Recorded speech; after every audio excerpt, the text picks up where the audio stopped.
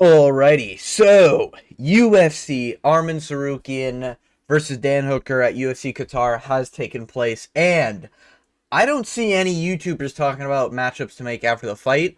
Now I know normally that's reserved for like the higher echelon YouTubers to do one after like a main pay-per-view card, but I don't even see like anyone talking about fights to make, you know? There's a few YouTube shorts from people I saw, to be fair, but I thought I'd do my own list because it's fun. I like talking about fighting. I'm addicted to the sport. If you're curious, I've got 3 years into the game. I've been watching top to bottom every card for 3 years. That is my experience with the UFC.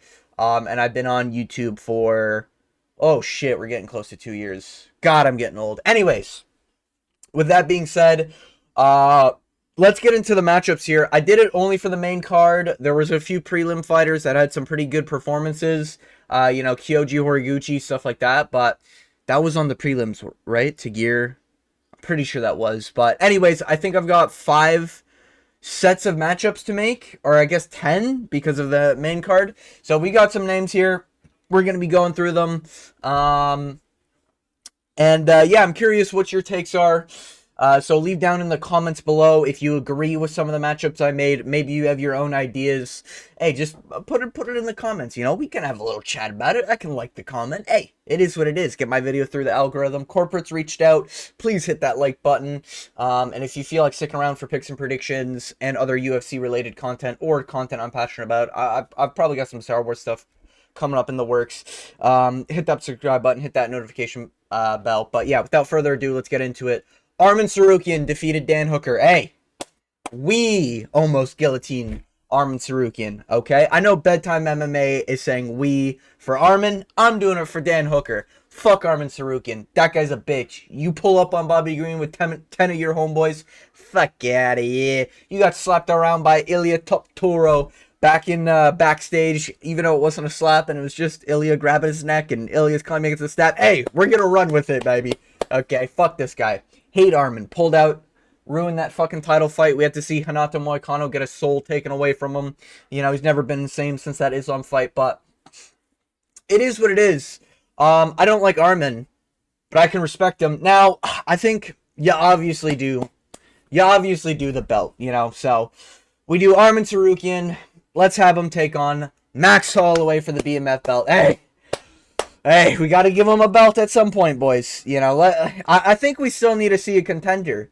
You know, number one contenders match. Was that Dan Hooker fight really number one contender guy? Come on now. No, obviously you do the Ilya Taporia Armen Sarukian fight. Yeah, you got to do it. I mean, Armen Sarukian's on a killing streak. I don't like him. I don't mind the way he fights, honestly. He's at least entertaining when he grapples because he goes for ground and pound and is active on the ground. And he's really slick with his submissions. And if you look back at his career, the Mateus Gamrot fight, there's a lot of people who say he won that fight, like Armen Sarukian won that fight. So if you remove this guy's on a crazy fucking win streak. 1, 2, 3, 4, 5, 6, 7, 8, 9, 10, 11. That'd be a possible 11 fight win streak. And then if you remove the Islam fight, I don't know, like, you're like, why would you do that? Islam did cheat a bunch in that fight to get takedowns. That was short notice for Armen Sarukian, I believe. And how old was he at the time? 23? Yeah, like 23? Jesus Christ. That's crazy. That's crazy. That's like me walking in to go fight Islam Makhachev right now. Holy shit. But yeah. Little interesting. When you go back and look at Armen Sarukian's record, his record is impeccable. It is. I hate the guy. He's got a good record. And he's really good in the cage. So you do Armen Sarukian versus Ilya Toptoro. Most likely early next year so that we can maybe get a White House event set up for Ilya Makhachev. Or I don't even mind, like, you know, February, January, something like that. I don't know when the Paramount thing is going on, but it'll eventually happen. But yeah, Armen Sarukian, Ilya Taporia, that's like the obvious, you know, lowest hanging fruit matchup you could make. It makes sense. He's, you know, he's deserving of the title. Nobody wants to fight him. That's why we had to take that fight, baby. That's why we took it, all right? But, yeah. We move on to the loser of the fight, and that was obviously Dan fucking Hooker. Let's go, hey! Paddy Pimblett for the title shot, hey! I I did pick against Dan Hooker, and I really like Dan Hooker, and I've been watching a lot of the media day stuff. This guy's a funny guy. He's an honest dude. He's come out and said like he's never gonna fight for a title. We could fight for the BMF title, okay? We could get that Max Holloway fight, but I wanted to look at realistic matchups for most of the people here, and like what I genuinely see the UFC doing, because I know there's like obvious matchups to make, and the UFC never fucking makes the matchups. I don't know why they fumble the bag with all the matchups, but not all of them. Sometimes they do well, but they just really, really let some of the big fights get away from them. Maybe it's because sometimes a fighter gets too physical with Dana White. That's conveniently from fucking Africa, mining sand, and all of a sudden he's no longer in the UFC and he wants to come back. No, that guy. He extorted me for money, guys. That's what big, bold man Dana White likes to claim. And if you didn't get that reference, I'm talking about Dana White yapping about Francis Ngannou. But I do think Dan Hooker called out the right guy. He was on the Mac Life, so shout out to the Mac Life. I think he's one of the better MMA interview people who interviews a bunch of different fighters. I think you do Dan Hooker, Renato Moicano. He calls for it. And now Renato Moicano might be fighting Mauricio Huffy. They've been going a little bit back and forth. Huffy said like Renato Moicano is his fucking idol or some shit like that. And Renato basically responded like, I don't give a fuck, give me the money. And if they don't do the Huffy fight, I think you do Renato Moicano, Dan Hooker. Similar in age, which is actually kind of surprising. Honestly, similar in terms of career. I would say Dan Hooker is probably closer to prime than Moicano. And Moicano's really good at grappling, and we obviously just saw Dan Hooker lose to a grappler. But Dan Hooker's also like, I think his chin is nearly gone. I don't think it's fully gone. I just think I think it's very easy to crack him. He didn't get knocked down in the Gamrot fight. A lot of people like to claim that. If you go back and watch the fight, he got fucking put down on one leg through a body shot. It was off balance, okay, guys. But he did get cracked in that Gamrot fight, and I don't like seeing Gamrot have fucking Canelo hands, okay? I don't like seeing that. The Jalen Turner fight's obviously a different situation. Jalen Turner's a fucking freak. And Claudio Puelles, I mean, it doesn't matter. That guy got fucked up. But he's been broken before. Arnold Allen, Michael Chandler KO'd him on the feet. That has not aged very well. And that was a fist KO, too. Not a good look at all. But yeah, Edson Barbosa, but that was years ago. Sick fight. But yeah, Dan Hooker, Renato Moicano, I think that's the fight to make. I mean, they both can have a decent beef. They both can sell this fight. Renato can genuinely win this fight because he's got elite level MMA grappling, and I think that's sort of slept on. Now, he's sort of in his last fight, he missed his heart. He didn't have the heart to like really push a fight, even though he cracked Beneil Dariush. So maybe he's got some heat in his hands, and I think Dan Hooker is the way you sort of test out someone's power on the feet. And I do genuinely think Dan Hooker versus Renato Moicano is like a good fight to make. I think it clears up a lot. I think, what did Dan say? Dan said like both of them are washed, so let both of them fight it out to see who's more washed, basically. So I think that's a fight to make. And if Renato's busy, I came up with a backup. I think you do Dan Hooker versus Beneil Dariush. Hey, sorry, kid. You're gonna have to get knocked out again, Beneil. Beneil Dariush is kind of forgotten about, I think, because he is sort of not looking that great anymore. There's a lot of people who picked him in the Benoit Saint Denis fight, and then he got KO'd in 15 seconds. Ah, man. Couldn't be me, baby. Hey, we stay on that Benoit Saint Denis side, baby. But I do get it. If we're talking skill for skill, I agree. Benoit Saint Denis is worse skill for skill than Beneil Dariush. But the thing with Beneil is that he does not have a fucking chin. He doesn't. He might be the new James Vick of the sport. This guy knocked out in 15 seconds by Benoit Saint Denis. He got fucking smoked by Armen Tsarukyan in a minute. And I know that's like, oh, but it's Armen Tsarukyan. Armen shouldn't be flatlining you like that in the first combination. It shouldn't be happening. And then Charles Oliveira also smoked him back when Oliveira was an underdog. Crazy time. And Renato Moicano, What the fuck is that? Hanato Cart. Is that his name? That's his last name? Am I tripping? I never knew that. Anyways, hey, you learn something new every day. But yeah, you do see Beneil sort of not having the chin, even though he's got the skills. I've no doubt he'd be able to scramble really well against Dan Hooker, and Dan Hooker's been known for some of his scrambles. But I think, Beneil Dariush versus Dan Hooker is really the fight to make. You could do the Holloway fight. I want the Holloway fight because that's sick. You can't really give Dan that. He's coming off a loss, even though you came off two good wins, and then one fucking bum in Puelas. But yeah, I think that's the fight to make. I think you do Dan Hooker versus Renato Moicano, and if that fight can't be made, because Renato is probably fighting Huffy, you do Dan Hooker versus Beneil Dariush. I think those are the fights to make. We move on to the co-main event. What a banger we had. Ian Gary beat Belal Muhammad in a very unimpressive decision, in my personal opinion. That fight was lame. Yeah. He beat Belal Muhammad. Belal Muhammad looked like Belal Muhammad in there, just threw a little bit less. I really did think Belal was going to be able to get a takedown, and then he said he was going to strike with Ian Gary. And if you remove the fact that he was bleeding, I know it's like if my mother had a penis, she'd be my dad situation, but if Belal didn't get his nose, like, covered in blood and didn't have that cut on his cheek, when you look at the stats, Belal Muhammad could have arguably won that fight, and it was very not impressive from Ian Gary, in my opinion. Like, he was yapping a lot, and I know he does that, and I know I'm probably being gaslit because he just fucking, every single build-up, he's like, I'm gonna go out there and dominate the champion, and then he goes out there, and he barely scrapes by decision, and really, man, when you look at his record, close decision on Belal, my personal opinion. Carlos Prates almost finished him in the last round. I did pick Ian Gary to beat Carlos Prates, by the way, so, like, I have no bias towards Carlos Prates in that manner. But yeah, he did almost get finished in the 5th round, and if Prates was maybe a little bit more used to 5-rounders, he might have been able to find that finish.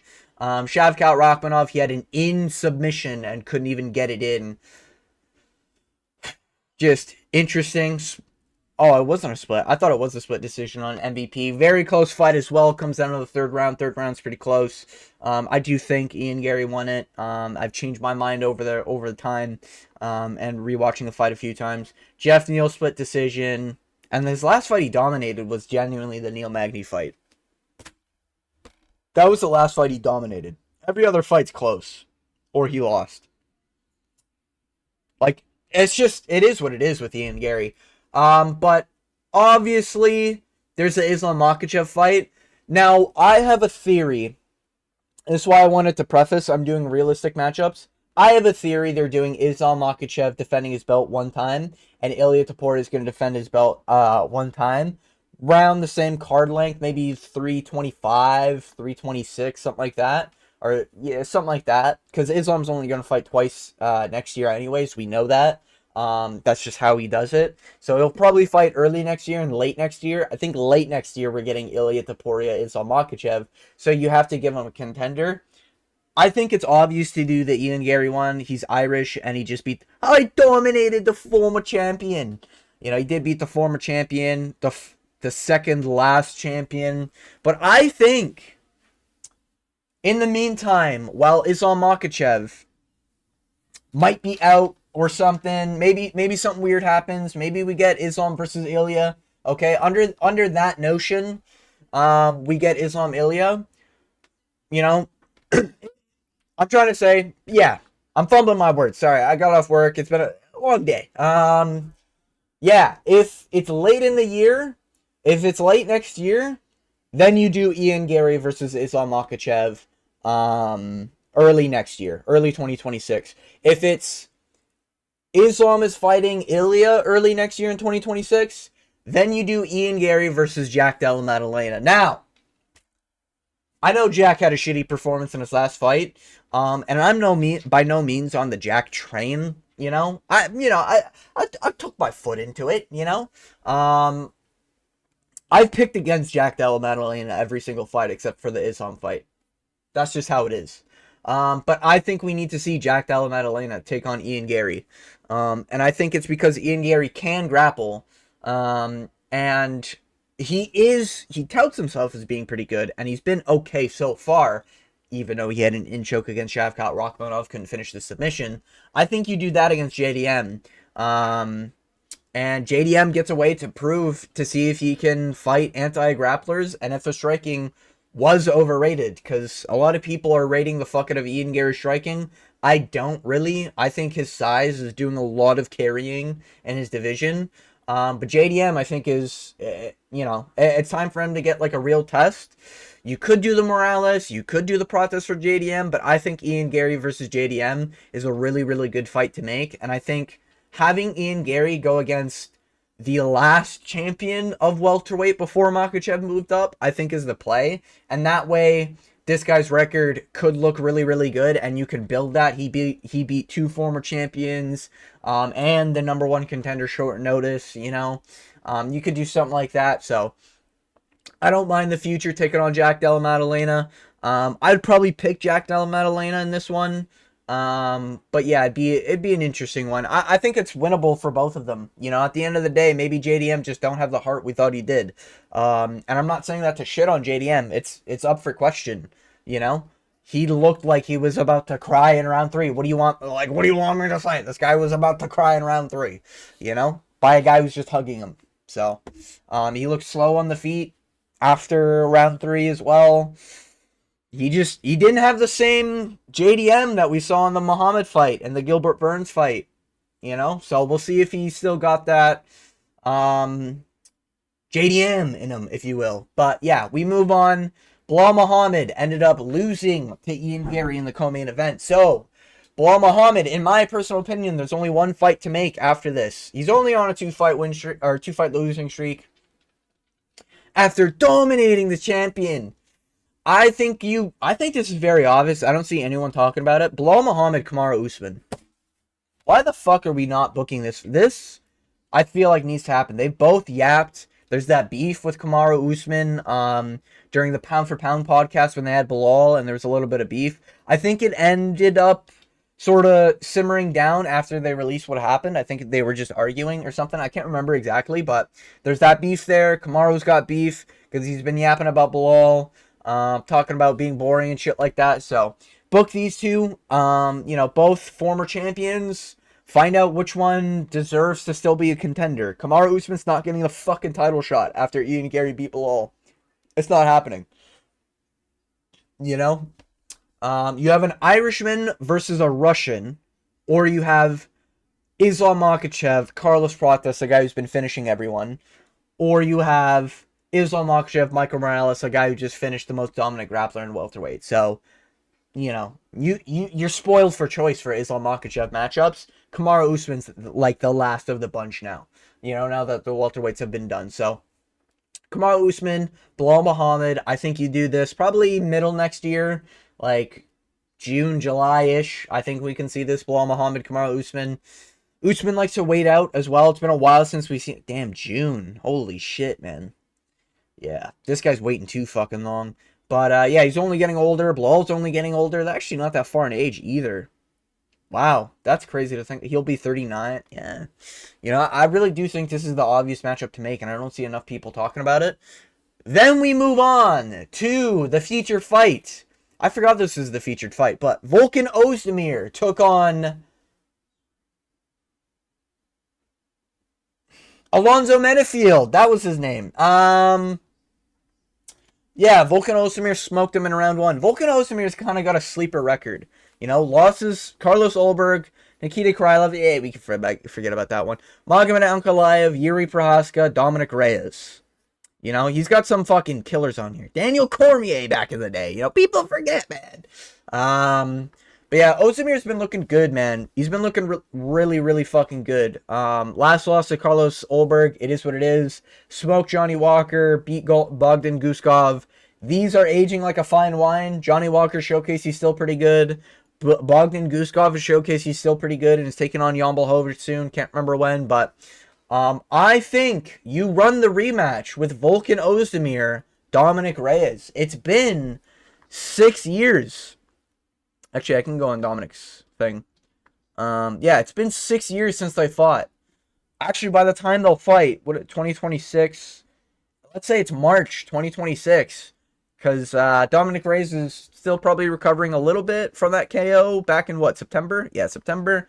So Dominic Reyes is probably like full HP now, or close to it, back in the gym at least. So I think you do Dominic Reyes versus Volkan Ozdemir, the rematch, 7 years after. You know, I think you're not really going to get a lot of opportunity for rematches that aren't title fights in this modern era. I think this is the time to do it. There's not a whole lot of matchups you can do in light heavyweight for Volkan Ozdemir that really that are sort of good for Ozdemir. Like if Ozdemir wins, Ozdemir can then prove himself to still have it and still be like a good contender. I'll be honest, Alonzo Metafield's a fucking can to be crushed in terms of rankings. But you know, Ozdemir's 36.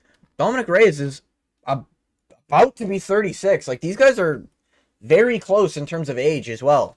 You know, like, I feel like there's no reason to really not run the rematch. Dominic Reyes needs to showcase he still got it and at least has a decent chin. And as it kind of sucks to go against a guy like Ozdemir who's been finishing people, it's not like he's finishing not chinny guys, you know? And I think this is another way to promote Ozdemir if he wins. And this is a way to promote Dominic Reyes to prove he still got it. Similar to like Anthony Smith, Ryan Spann, you know, from a couple years ago. You know, I think that's the way you do it. Because when you do look at the light heavyweight roster, Zhang Ming Yang's coming off a loss, doesn't deserve it. Alonzo Metafield just got knocked out. Krylov is coming off 2 losses in a row, doesn't deserve it. Johnny Walker's coming off 1 win, just got smoked to Ozdemir, can't do it. Rakic did get smoked, so you could do Rakic Ozdemir, but Ozdemir's ahead. Why the fuck would he take it after just KOing somebody? And then you have Dominic Reyes above him. So I think it's a good opportunity to see, you know, like Dominic coming off a loss, Ozdemir coming off a win, do the rematch. It's 7 years after. I think it's the play, you know? And that way you don't have to, like, fudge anything up, you know? Because you can still do, like, Jamal Hill, Olberg if Olberg loses, you know? Or you could do Jamal Hill fucking... Who does Jamal Hill fight, man? That's a weird one. Ozdemir Jamal Hill actually doesn't sound too bad, but I do think I think the Reyes one is a little bit more promotable, I guess, because Jamal Hill like beating Ozdemir I don't think would be as big as like Ozdemir beating Reyes. Kind of weird how that works out in my head, but yeah, I don't know. Jamal Hill's an odd one, but yeah, Jan Blachowicz, he's taken on I think Bogdan Guskov. Yeah, so their fight's already booked. Carlos Olberg is probably taking on Ankalaev, to be honest with you, or Yuri, one of the two. Or he gets the title shot, but I doubt they do that. I really, really doubt they do that. I think they give him another number 1 contenders fight. Yeah, light heavyweight's kind of cooked right now, but I think if you do this, it doesn't fuck up the division and it doesn't change anything. So... where was I? Yeah, so Volkan Ozdemir take on Dominic Reyes, the rematch. We move on to another fight on the main card. Maitaibek Orobai. Oh shit, I forgot about Alonzo Metafield. Yeah, Alonzo Metafield, give him somebody who's on a win, Billy Elkenna. I don't really care. Billy Elkenna's now on a 2-fight win streak. Just give him like a ranked guy in Alonzo Metafield. He just finished a chinny guy. Very unimpressive performance against Ibo Aslan that I thought arguably he lost. I don't really care. His one loss is to Bogdan Guskov, and if Guskov pulls off a win on Jan Blachowicz, Guskov has showcased he's up there in number 1 contention. So it's not like his loss is dog shit. And this guy just got into the UFC. He's already had 3 fights in 1 year. Pretty active. I think he might end up getting a matchup in the meantime, but win or lose, I think you give him Alonzo Metafield, young contender against Alonzo Metafield. That's where Alonzo Metafield is. You promote him with some of the young guys on winning streaks, you know? And Alonzo could win that, you know? Billy Elkenna's not a big dude. He's not this fucking killer. He just smoked a chinny guy and had a shit performance against Ibo Aslan, you know? Like, it is what it is. But yeah, we move on to Mytebek Orolbai beat Jack Hermanson. Yeah, he smoked him. He looked insane for a welterweight. How the fuck did this guy make lightweight? You know, at lightweight, he didn't look that yoked. Buddy, this guy looks like he's on one when he's on the cage fucking screaming. I don't know if it's like his ancestry's coming out and he just sees the mammoth in the background getting ready to chuck that spear. But this guy looked insanely big for a fucking welterweight. Like, he looked bigger than Hermanson, and Hermanson's a middleweight. I don't know what they're feeding him at the fucking iceberg, but Jesus Christ, man, just keep it coming with this guy. I think it's a quick turnaround, and who better to give a quick turnaround? Mytebek Orolbai versus Kevin Holland. I don't like Kevin Holland. Fuck Kevin Holland, and this is a reason to root against him. Orolbai, Kevin Holland. Now that Orolbai is in welterweight, you know, I think this is the fight to make. You can't really give him, Kevin Holland's not ranked, is he? Right? He's not ranked. Yeah, he's not ranked. Yeah, Kevin Holland is, he wants to fight all the time. Mytebek Orolbai just got a first round finish without taking any damage. Yeah, this could be a quick turnaround early next year, you know, February, to be honest with you. Fight night main event, even if you wanted to. Kevin Holland, Mytebek Orolbai. I think this is very realistic. I think this is what they're going to do. Because Orolbai just got a win over a former middleweight in welterweight. I mean, like, where do you stack this guy in the division? You know, like, it's a tough one. Jack Hermanson's good, but he's not ranked anywhere in welterweight, so it's a tough matchup to really come up with Mytebek Orolbai. I think the Kevin Holland one, though, is very realistic. A guy who shows up short notice, a guy who shows up on like a couple weeks notice. I think you do Kevin Holland, Mytebek Orolbai. Yeah, February. Whatever UFC event. You could do a main card opener or a main event. I think it's realistic. Nah, a main event actually would be crazy if they did a fucking Kevin Holland, Mytebek Orolbai, now that I think about it. They could do it. I think realistically they could do it. I wouldn't want them to do it, but they could do it. But I think this could be like a main card opener. We move on. Oh yeah, Jack Hermanson. I don't have him here. He should retire. He got flatlined out cold twice, horrendously. He's only getting older, and he just moved down a division. What are you doing? It's time to hang up the gloves. And they weren't like, oh, okay, he just got knocked out. It is what it is. Oh, he just got caught. I don't think he should have went out to the shots he got caught with. I get it. I don't think he can do anything else. Like, I don't think we see Jack Hermanson fucking Randy Brown. You know what I mean? Like, I don't want to see that shit. Chidi Njokuani. Had to be very careful with how I said that last name, you know. So I genuinely think Jack Hermanson should hang it up. Yeah. So we move on to, I think that what the main card opener was. Waldo Cortez Acosta stepped in short notice to fight Shamil Gaziev, who I forgot to bring up. So we'll do that live. But in the meantime, Waldo Cortez Acosta smoked Shamil Gaziev as predicted by me and a lot of people. Don't know why people were riding so high on the blob hype, but I get it. Shout out to, I believe his name is the Snoozing Snail, I want to say. Commenting on my videos and everything. Big shout out to you, brother.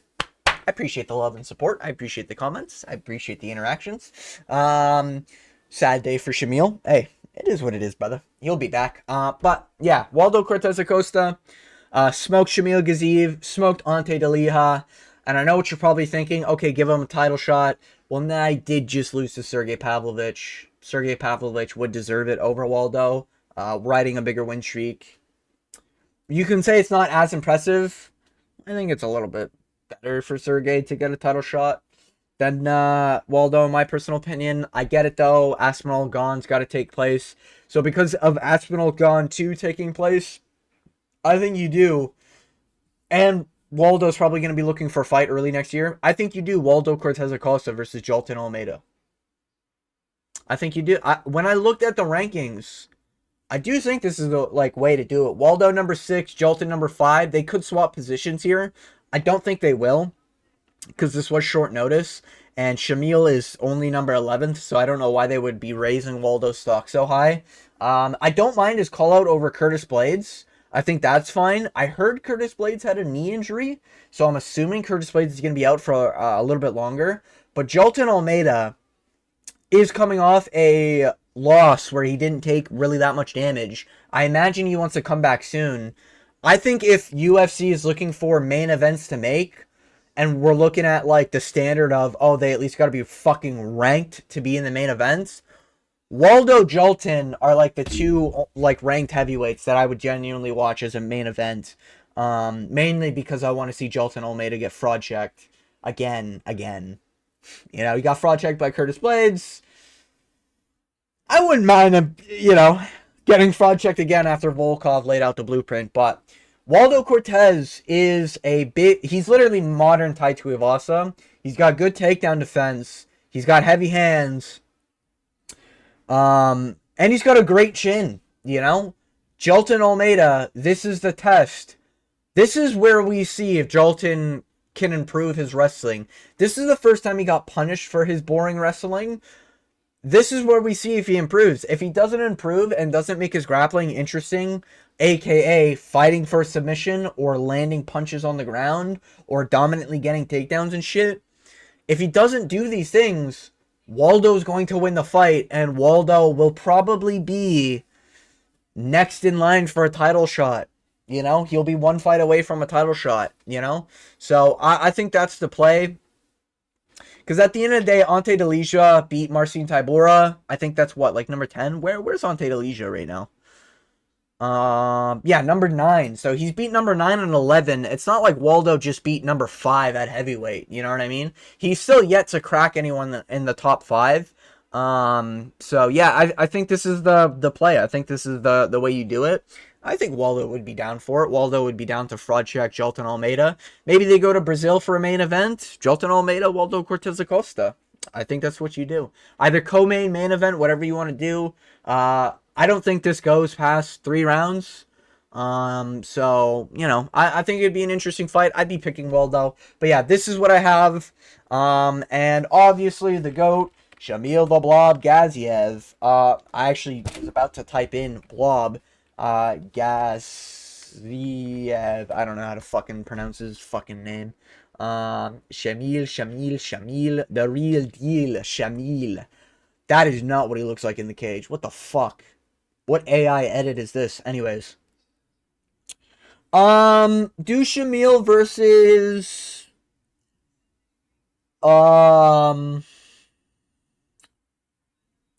I really didn't think about this one, I'll be honest.